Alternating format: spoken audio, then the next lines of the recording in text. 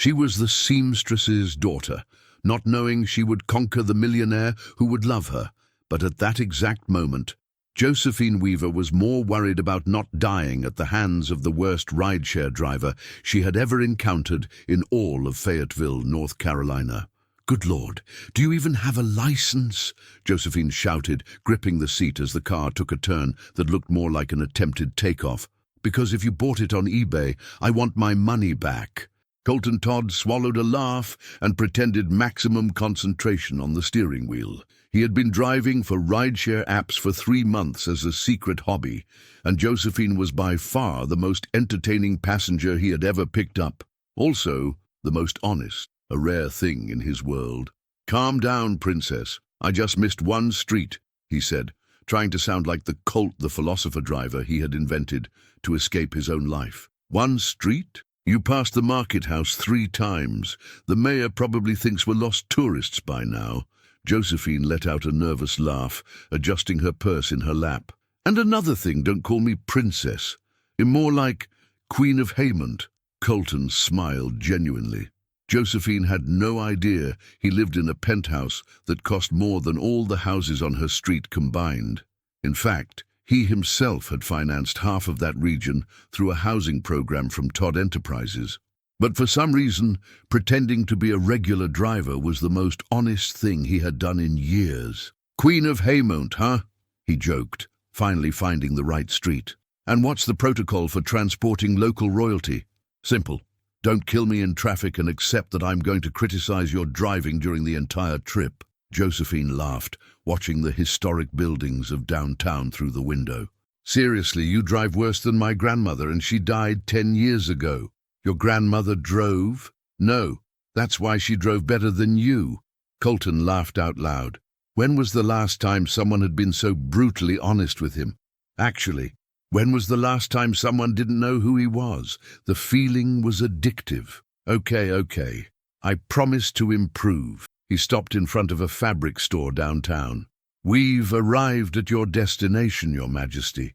Josephine got out of the car but hesitated before closing the door. "Hey, Colt, are you going to keep driving around here?" "Why? Are you afraid of running into me again?" "Actually," she smiled mischievously, "I'm thinking of becoming your regular customer. I've never laughed so much during a ride. Besides, someone needs to teach you how to drive properly." Colton felt something strange in his chest. Something like hope. "Then call me when you need a ride." "But I warn you, I can't guarantee we'll arrive alive." "Perfect. I like living dangerously." Josephine winked at him. "See you later, philosopher driver." As she entered the store, Colton stayed parked for a few minutes, watching her gesture animatedly with the saleswoman through the window. Josephine wore a simple dress that seemed to have been made especially for her. She had natural grace, a smile that lit up any room, and a personality that made anyone feel at home. For the first time in years, Colton Todd didn't want to return to his luxury penthouse. He wanted to stay there, in that ordinary car, being just Colt. But how could he explain to a girl who hated soulless millionaires that he was exactly what she despised? How could he tell her he lived in an apartment without real windows, an expression she had used to describe the fancy buildings in the city? His phone rang. Isabella Hartwell. "Colton, darling, where have you been hiding? Mother is organizing a dinner to introduce you to the Richardson family, owners of that hotel chain. Their daughter just returned from Paris, and it would be a perfect union for business." Colton hung up without answering and looked once more at the store. Josephine was laughing at something the saleswoman had said, and that sound was more beautiful than any classical music he had ever heard at high society events. But what would happen when she discovered the truth? When she found out he was everything she criticized with such conviction? "Mom, I swear to God, the man doesn't know the difference between right and left." Josephine entered the small workshop at the back of the house, still laughing from yesterday afternoon's crazy ride. "But he's hilarious and kind, and he has these eyes that... Oh my God, what ridiculous thing am I saying?" Martha Weaver looked up from the sewing machine, a knowing smile on her face. "Eyes like what, honey?" "Like he has interesting secrets. You know when you look at someone and get the impression there's much more behind them. Josephine picked up Patches, the cat, in her lap. But it must be my imagination.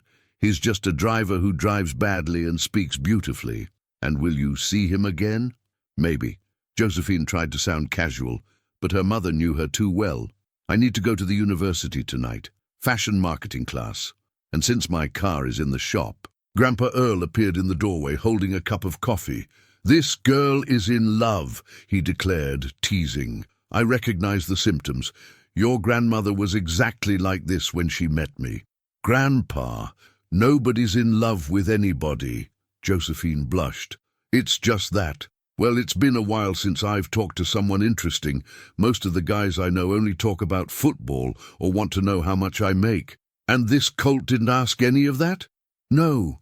Actually, it was the opposite. He asked what I thought about the fancy buildings in the city, if I liked living here, what kind of music I listened to."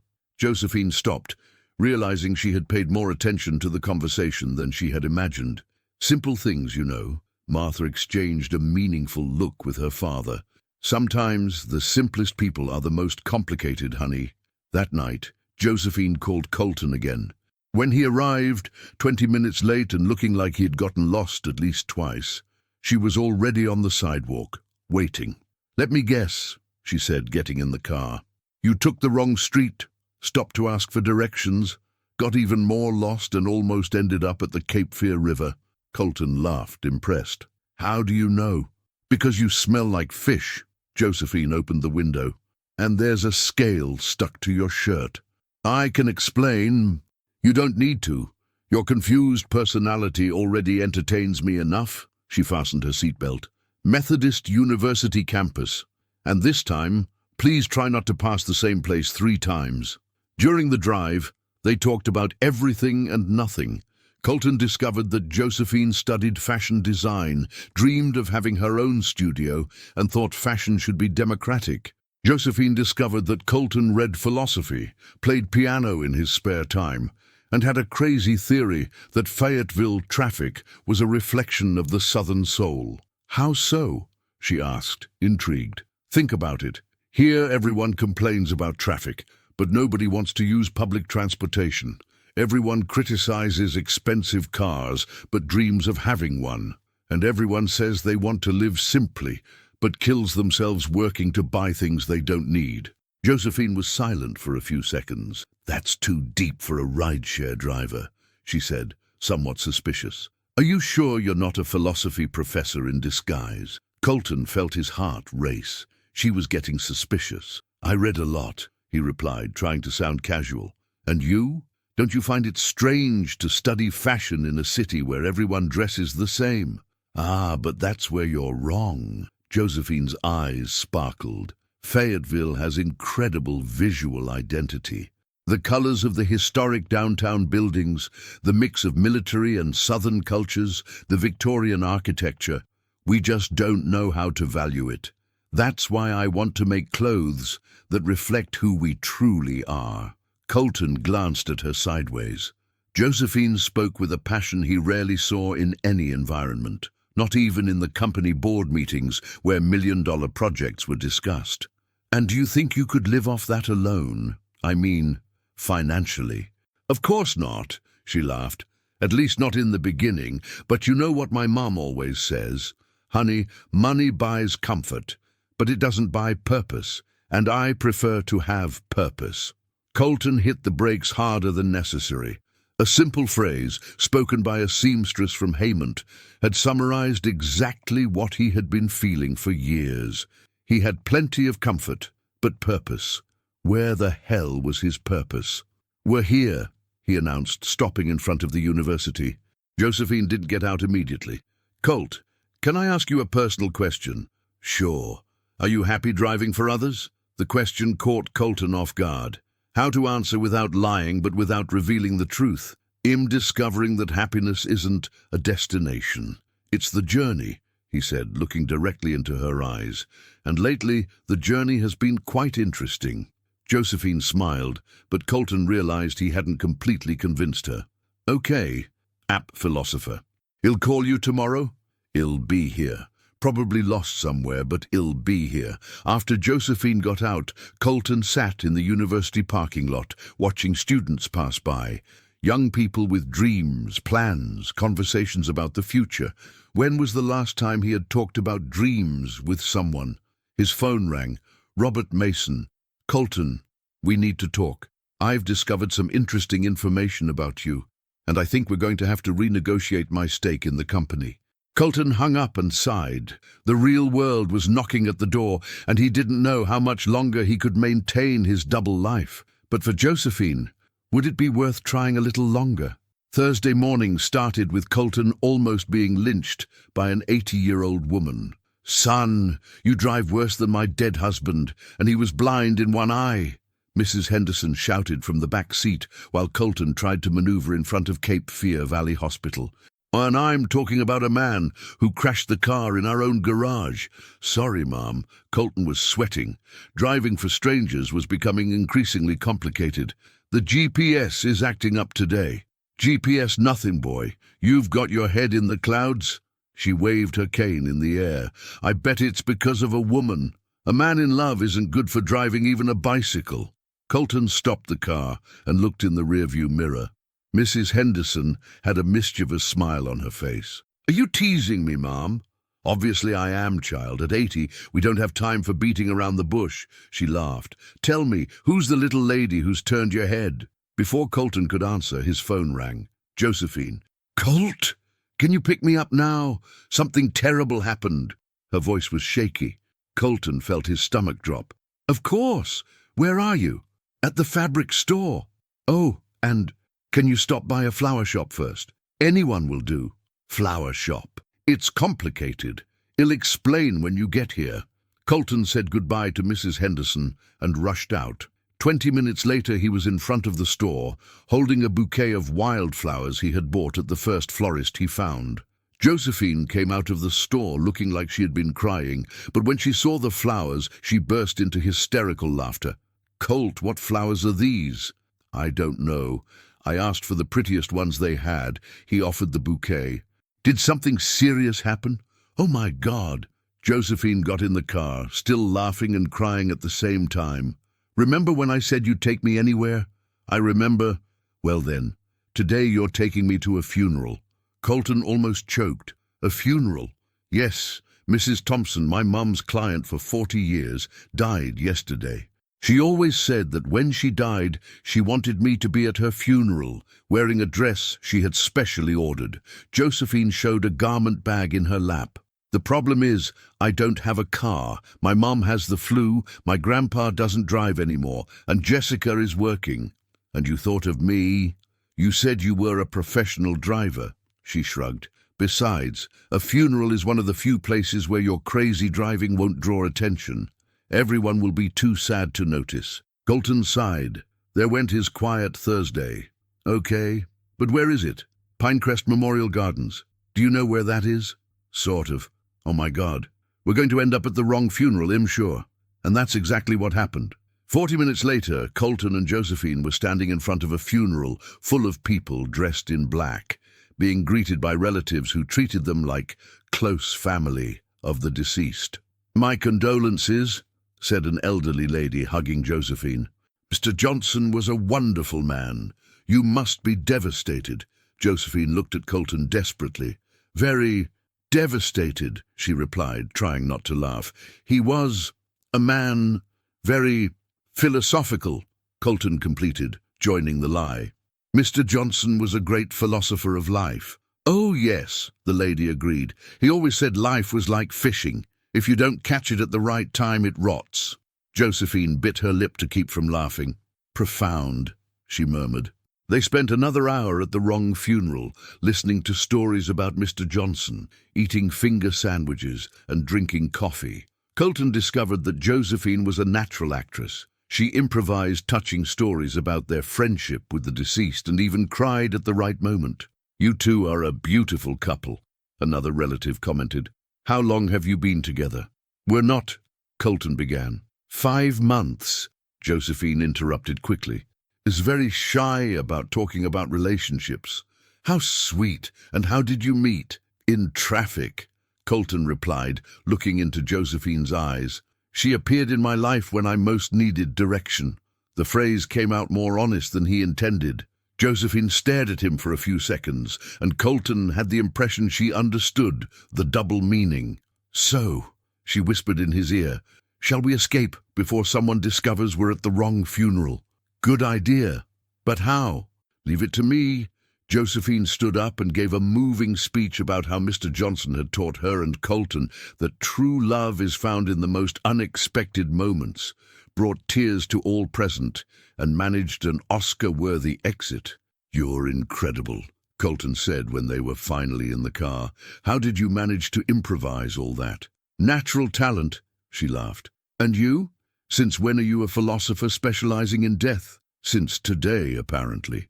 They laughed together, and Colton realized he had never felt so comfortable with anyone. Josephine had the gift of turning any embarrassing situation into a fun adventure. "Colt, yeah? Thank you. For agreeing to this craziness, for buying flowers without asking why, for pretending to be my boyfriend without complaining." Colton felt his chest tighten.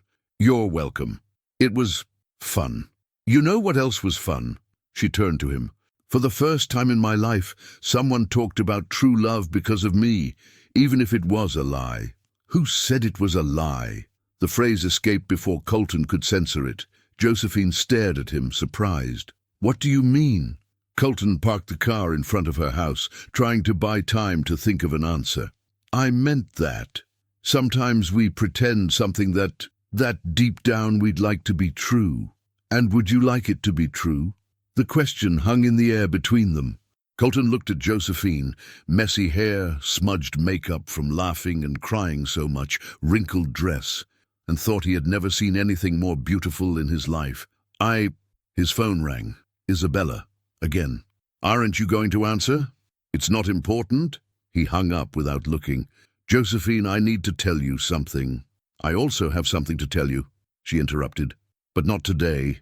Today was too perfect to ruin with serious talk." She kissed his cheek and got out of the car. "Josephine." "Yeah? Tomorrow. Do you want to have dinner with me? I mean real dinner. No funeral, no emergency. Just dinner." She smiled. "Only if you promise not to take me to another appointment by mistake." "I promise." "Then it's a deal." Colton watched her enter the house and stayed parked on the street for a few minutes. For the first time in a long time, he was excited about the next day, but he was also scared. How could he tell Josephine who he really was without losing everything they had built? His phone rang again. This time, it was Robert. "Colton, I can see you there on the street. I need to talk to you urgently." Colton looked in the rearview mirror and saw Robert getting out of a black car parked a few houses away. How did he know where Colton was? And more importantly, how long had he been followed? "Are you following me, Robert?" Colton got out of the car, trying to control the irritation in his voice. "Of course I am." Robert approached with a cynical smile. "When my majority partner decides to play rideshare driver, I get curious, especially when he falls in love with a, how can I put it, person of the people. Watch what you're going to say." "Calm down, Colton. I'm not here to judge your exotic hobbies." Robert lit a cigarette. "I'm here to do business." "What kind of business?" "The kind that ensures your little girlfriend doesn't find out who you really are, at least not the wrong way." Colton felt his blood boil. "Explain this shit right now." "Wow, such language. Living with the common folk is really changing you." Robert took a drag. "It's simple. I want 40% of the company. In exchange, I keep quiet about your romantic escapades. You're crazy if you think he'll accept blackmail." "Ah, but I'm not finished." Robert smiled maliciously. "Isabella knows too. Actually, she's the one who hired me to investigate you. Apparently, an anonymous source informed her that the great Colton Todd was driving for rideshare apps. Imagine her surprise when she discovered you're in love with a little seamstress." Colton clenched his fists. "And what do you two want?" "I already said. Isabella, well, she has her own plans. How about asking her personally?" Robert pointed behind Colton. Isabella Hartwell got out of another car, impeccably dressed and with a venomous smile on her lips. "Hi, love," she said, approaching. "Miss me? What do you want, Isabella?" to talk, civilly. She looked at Josephine's house, away from prying ears. Colton reluctantly agreed. The three went to a cafe downtown. Throughout the trip, Colton wondered how his life had turned into a soap opera in such a short time. "So," Isabella began, delicately stirring her coffee, "I heard you're having fun with an interesting girl." "Get to the point, Isabella." "Very well, I want you back, and I'm going to get you." "No, you won't. We broke up 2 years ago." "Exactly," she smiled. "Enough time for you to realize there's no one in our social circle who completes you like I do." Robert chuckled. "She's right, Colton. You can have fun with the little seamstress, but in the end, you'll always return to your world. It's the nature of things." "You two are pathetic." Colton stood up. "Do you think money and status are the only things that matter in life?" "No," Isabella said calmly, "but they're the things that define you. You're Colton Todd, owner of a real estate empire. Not Colt, the philosopher-driver, and sooner or later you'll have to choose who you want to be. And if I choose to be Colt—" "Then you lose everything," Robert intervened, "because I have enough information to prove you're using company resources to finance this game. Fuel, car maintenance, even insurance is in Todd Enterprises' name." Colton realized he had fallen into a trap. Robert was right. Technically, he was mixing personal and professional life. "But I have a better proposal," Isabella continued. "You end this adventure, come back to me, and we three run the company like one happy family. Robert gets the 20% he always wanted, I get you, and the little seamstress gets a nice sum to disappear from your life. You want to buy Josephine? It's good business for everyone." Robert shrugged. "She gets more money than she'll see in a lifetime. You return to reality, and we get rich." Colton looked at both of them and felt disgusted. How had he worked with people like this for years? "Go to hell," he said, leaving money on the table. "Both of you." "Colton," Isabella shouted when he got up, "you have until Monday to decide. After that, he'll tell everything to your dear mother, and to the press. Imagine the headline, 'Millionaire deceives poor girlfriend by pretending to be rideshare driver.' How romantic." Colton left the cafe with his heart racing. He had until Monday to figure out how to tell Josephine the truth without losing her, or to decide if it was worth losing everything for love. When he got home, to the penthouse that Josephine would despise if she knew it was his, he found his mother, Margaret, sitting in the living room. "Mom, what are you doing here?" "Waiting for you, of course." She stood up elegantly. "Isabella told me about your extra activities." "Oh my God. Colton, son, I know you're going through a difficult phase. Your father's death, business pressure. But that doesn't justify you getting involved with just anyone." "Josephine isn't just anyone, Mom." "Oh, so it's true," Margaret sighed. "Colton, you're a Todd. We have responsibilities, traditions, a reputation to maintain. Your little girlfriend may be a lovely girl, but she doesn't belong in our world." "What if I want to change worlds?" Margaret stared at him as if he had said the greatest blasphemy in the universe. "You can't be serious." "I am, Mom. For the first time in years, I'm being completely serious." "Then you need psychological help." She pulled out her phone. "I'll call Dr. Williams." "Mom, stop!" Colton took her phone. "I don't need a psychologist. I need courage." "Courage for what?" "To be truly happy." Margaret looked at him for a long time. When she spoke, her voice was sadder than angry. "Colton, my son, sometimes happiness is a luxury that people like us can't afford." After she left, Colton stood alone in the huge living room, looking at the panoramic view of Fayetteville. From up there, he could see Haymont in the distance. He could imagine Josephine having dinner with her family, laughing at Grandpa's stories, helping her mother in the workshop. Simple world, honest life, true love, things that until he met her, he didn't even know existed. His phone rang. Josephine. "Hi, Colt. Is everything okay? You disappeared after lunch." "Everything's fine," he lied. "And you?" "Excited about tomorrow's dinner. I already chose the restaurant, a barbecue place downtown that makes the best pulled pork in the city. I hope you like Southern food." Colton smiled for the first time that day. "I like everything you like." "How sweet," she laughed. "Colt, Can I ask you a question? Sure. Have you ever felt like you were living someone else's life? The question caught Colton off guard. Why do you ask that? I don't know. Lately I have the feeling that my real life is just beginning, like the 27 years I've lived so far were just preparation for something bigger. Colton closed his eyes. I know exactly what you mean. I knew you'd understand. Her voice became softer. That's why I love talking to you so much. You make me feel like I can be who I really am. Colton felt a lump in his throat. If she only knew. Josephine. Tomorrow, after dinner, I need to tell you some things. Good things or bad things. Complicated things. Okay, but promise you won't ruin the barbecue with dramatic conversation. I promise. After they hung up, Colton spent another hour on the balcony thinking. Monday was coming. Isabella and Robert weren't the type to make empty threats. And his mother, well, his mother had her own methods of getting what she wanted. But what if he told Josephine everything first? What if he was honest about who he was, about what he felt, about the plans he had to change? Maybe she would understand. Maybe love was stronger than social differences, or maybe he would lose the only good thing that had happened in his life. The Southern Smoke BBQ was packed that Friday night. Josephine arrived first and got a table by the window where she could see the movement of historic downtown Fayetteville.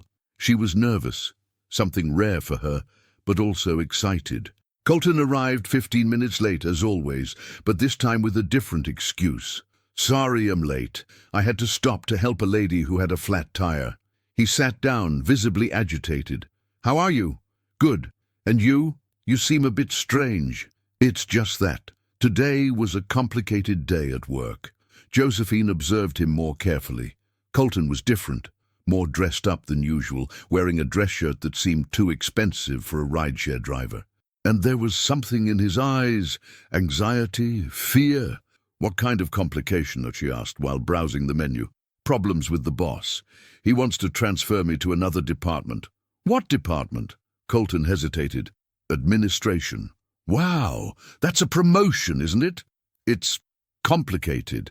Josephine laughed. Colt, you have a very strange relationship with good things. It's like you're afraid of being happy. If she only knew how accurate that phrase was. And you? He changed the subject. How were classes this week? Amazing. Her eyes sparkled. The professor talked about fashion entrepreneurship, and I had an incredible idea for my final project. I want to create a clothing line that tells Fayetteville's story through fabrics and colors. How so? Imagine dresses with the colors of historic downtown buildings, skirts with prints inspired by military heritage, blouses that reference Victorian architecture. She gestured animatedly. It would be a way to value our culture through contemporary fashion. Colton smiled, infected by her enthusiasm. That's brilliant. You think so? She blushed slightly. My mum says it's too much dreaming for a girl from Haymont. Your mum is wrong. Dreams don't have addresses. Josephine stared at him for a few seconds. You always talk like you know much more about life than you appear to. The time had come. Colton took a deep breath. Josephine. Remember I said I needed to tell you some things? I remember. But first, let me tell you my news. She couldn't contain her excitement. You know that emerging talents competition that happens every year at the Crown Center? I know. I entered, she practically shouted, and I made it to the finals. There will be only 10 finalists, and the winner gets a scholarship to New York and $50,000 to set up their own studio. Colton felt genuine joy for her success, but also a tightness in his heart. $50,000. For him, it was the value of an afternoon shopping. For Josephine, it was the realization of a lifelong dream. That's fantastic. When is the final? Monday night, at the Crown Theatre. She took his hand across the table. Colt, I want you to be there. I know it's kind of presumptuous to ask this when we've known each other for such a short time, but you're the first person who really believes in my work. Colton looked at her hand over his. Small, warm, honest. Monday. The same day, Isabella and Robert would execute their threats. Of course I'll be there, he said. I wouldn't miss it for anything in this world. Really? She smiled radiantly. "You have no idea how much this means to me." The waiter brought the barbecue, and they ate while talking about her plans for the competition. Josephine was so excited that she barely noticed Colton remained quiet most of the time, just watching her talk. "Now you can tell me your complicated thing," she said when they finished eating. Colton felt his stomach turn. "Josephine, what if you discovered that someone you care about isn't exactly who you thought they were?" "Depends on the type of lie."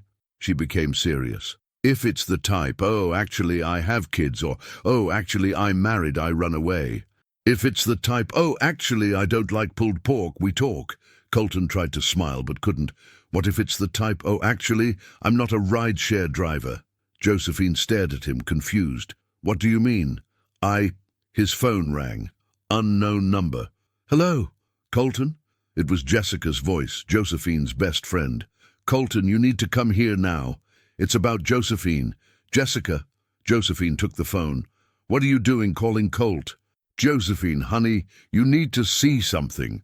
Can you two come to my house? It's urgent." Colton and Josephine looked at each other, worried. "Of course. We're coming," Josephine said. 20 minutes later, they were in Jessica's small living room, which looked like she had been crying. "What happened?" Josephine asked, hugging her friend. "Josephine, a woman came here looking for you today, a very elegant woman with an imported car." "What woman?"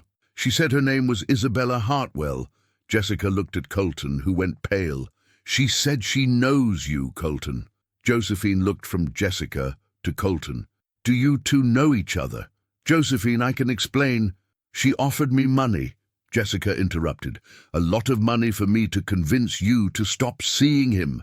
She said he's not who he claims to be." The silence in the room was deafening. "Jessica!" Josephine's voice was dangerously calm. "What kind of money?" $100,000. Josephine slowly turned to Colton. "What kind of ride-share driver has ex-girlfriends who offer $100,000 to get rid of other women?" Colton closed his eyes. "Josephine, answer." She stood up. "Who are you really?" "My name is Colton Todd. I own Todd Enterprises." Josephine stood still for a few seconds, processing the information. "Todd Enterprises," she repeated slowly. "The company that builds those horrible buildings without real windows that I criticize so much?" "Josephine, the company that makes millions exploiting workers and building substandard affordable housing." "It's not exactly like that. It's not exactly like that," she screamed. "Colton, I spent weeks criticizing people like you, talking about how millionaires are soulless and only think about profit, and you were there laughing at me. I never laughed at you. Everything I felt for you was real." "Real?" Josephine was crying with rage. "How can it be real if it was based on a lie? Because when I'm with you, I am who I really want to be." Colton approached her. "Josephine, since I met you, everything has changed. My plans for the company, my vision about money, about relationships. You made me want to be a better person. How convenient." She backed away. "And me? What was I to you? A social experiment? An exotic adventure with the poor girl? You know it wasn't that. I don't know anything." Josephine grabbed her purse. "I don't even know who you really are." "Josephine, please let me explain." "No." She headed for the door. "I don't want any explanation. I want you to disappear from my life. Forever." "Josephine!" Colton tried to follow her. "If you come after me, I'll call the police." She turned at the door, her eyes red from crying. And you can tell your rich ex-girlfriend that she can relax. I don't want anything to do with you. Nothing at all." She slammed the door and left. Colton stood in the room, feeling like he'd been punched in the stomach. "Dude," Jessica said quietly, "you really screwed up." "I know. Josephine is proud, and she hates lies more than anything. I know that too. Then you know it's going to be very hard to win her back." Colton looked at Jessica. "But not impossible." Jessica sighed. "Depends on how much you're willing to do to prove you've really changed, and how much you can show that she's worth more than all your money." Colton nodded and left the house. On the street, he started the car and sat for a few minutes, trying to think. Monday night. Josephine's competition final. He had promised to be there, but how could he show up after what had happened? How could he show her that his feelings were real? How could he prove he was willing to change everything, even his own life, for love? Colton looked toward Josephine's house a few streets away. The light in her room was on. She was probably crying, feeling deceived, betrayed, and it was all his fault. But if there was one thing Colton had learned in the business world, it was that giving up was never an option, especially when fighting for the most important thing in his life. Monday would be a new beginning. For him and, God willing, for both of them together. Epilogue, 6 months later. The Threads of Heart studio was busy on Saturday morning. Josephine sewed concentratedly on her new machine, while Patches, the cat, slept lazily on top of a pile of colourful fabrics. "Josephine, that journalist from WTVD arrived for the interview," Jessica announced, entering the studio. "Already? What time is it?" 10 o'clock. You forgot again, didn't you?" Josephine smiled. Since winning the Emerging Talents competition, and especially after everything that had happened that unforgettable Monday, her life had completely changed. The studio was always busy. She had been invited to participate in fashion events in 3 states, and her Colors of Fayetteville line was being sold in stores throughout the South. "Good morning," the journalist entered, followed by the cameraman. "Josephine Weaver, right? I'm Sarah Mitchell from WTVD.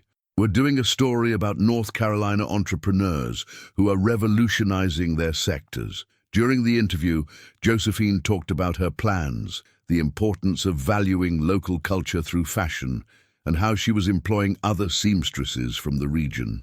"One last question," Sarah said. "We know you had a special sponsor during your journey.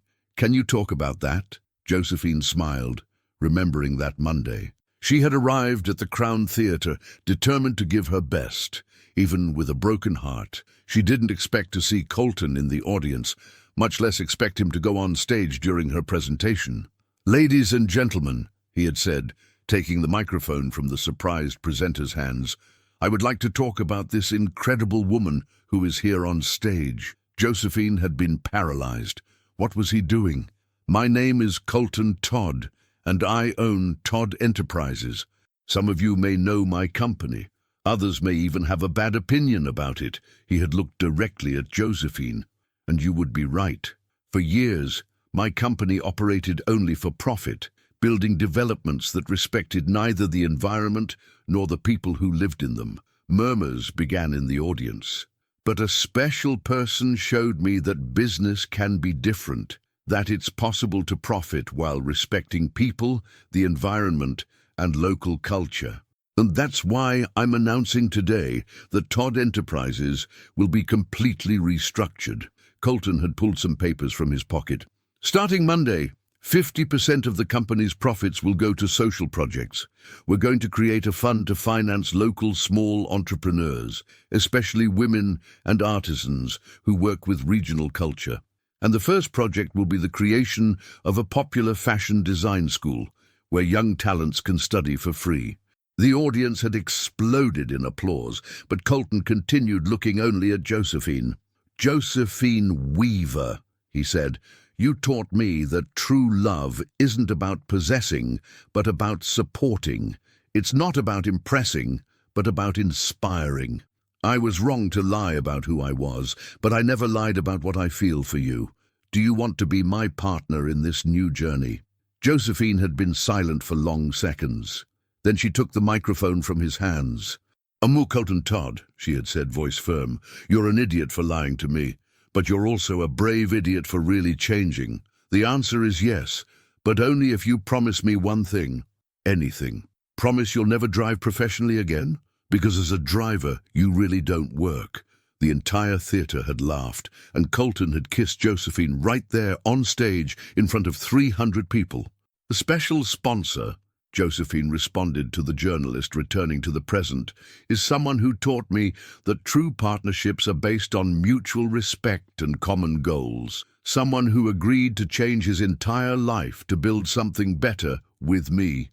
"And personally," Sarah insisted, "are you two a couple?" Josephine laughed. "We're partners, friends, and Well, we're discovering what else we can be. No rush, no pressure, just building together, one day at a time. After the TV crew left, Josephine continued sewing. Through the window, she saw Colton arriving with Duke, the stray dog they had adopted together. He came by bicycle. He had sold all his luxury cars and now moved around in more sustainable ways. "How was the interview?" he asked, entering the studio and giving her a kiss on the cheek. "Good. I talked about our projects, about the fashion school, and about us. I said we're discovering what we are together." She smiled. "Why?" Colton approached, somewhat nervous. "Because I have a proposal to speed up that discovery." He pulled a small box from his pocket. Josephine's eyes widened. "Colton Todd, if you're doing what I think you're doing, I'm asking if you want to make our partnership official." He opened the box, revealing a simple but beautiful ring. Not just in business, but in life. Forever. Josephine looked at the ring, then at him, then at Duke, who had started barking excitedly. "Even the dog agrees," Colton said, smiling. "And your mother, does she still think I'm not good enough for you?" "My mother is learning to respect me, and especially, she's learning to admire you." After she saw what you did for the sewing school project in the low-income areas, she said that, well, she said you have substance. What a generous compliment. Josephine laughed. "Josephine," Colton became serious, "I know our story started with a lie, but ending with truth doesn't depend only on me. It depends on both of us. Do you want to build the rest of our story together?" Josephine looked around the studio. She saw Martha teaching cross-stitch to 3 neighborhood girls. She saw Grandpa Earl telling sea stories to a group of children. She saw Jessica serving customers at the counter, radiant for having become a business partner. She saw a life she had built with her own hands, but that became more complete with Colton by her side. "The answer is yes," she said, extending her hand, "but with one condition." "What?" "The honeymoon will be right here in Fayetteville. I want you to know every corner of the city that made me who I am." Colton put the ring on her finger and kissed her. "Deal, but only if you promise you won't make me drive during the honeymoon." "I promise." "Well, go by bicycle anyway." They laughed together, and Josephine thought she had never imagined love could be like this. Simple, true, built day by day with conscious choices and small gestures.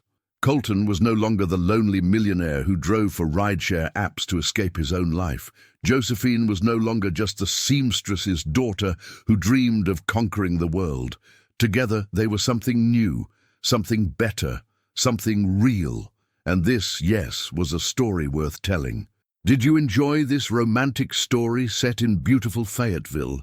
If you were moved by Josephine and Colton's journey, don't forget to subscribe to the channel, give it a thumbs up, and hit that notification bell so you won't miss any new stories. Your support is essential for me to continue bringing stories like this one, which warm the heart and make us believe in true love. This way, other people like you can also be enchanted by these narratives that mix romance, humor, and the beauty of American small-town life. Thank you so much for following along to the end, and see you in the next story.